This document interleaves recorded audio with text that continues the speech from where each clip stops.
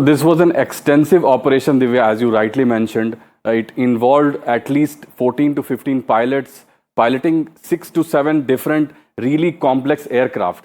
So this route shows you the extent that the aircraft went through. These are at least 7 B-2 bombers, the most sophisticated aircraft made in human history. These crossed the Atlantic. They flew from Whiteman Air Force Base, which is in Missouri, US.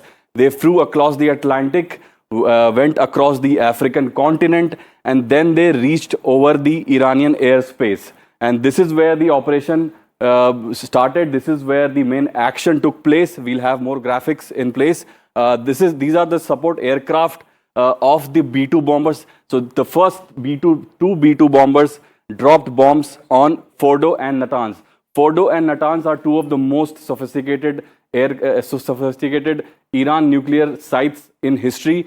Fordow is the most secretive one. So the first bomb was dropped on Fordow through this B-2 bomber, and these B-2 bombers were supported by at least 100 supporting aircraft.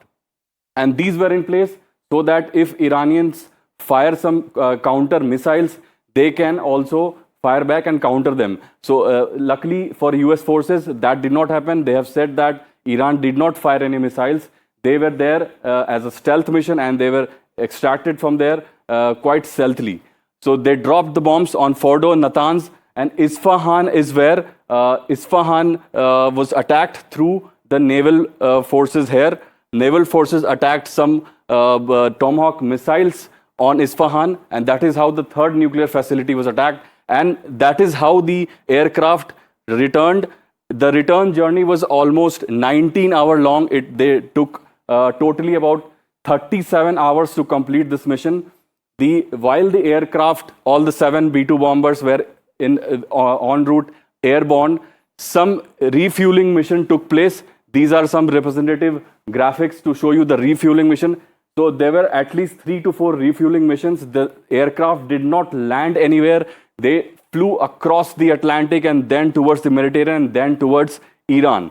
They did not stop. Each B-2 bomber had 2 pilots who flew non-stop for almost 37 hours. That shows you the level of planning. The top authorities in the US have already said this whole planning took at least 7 to 8 months.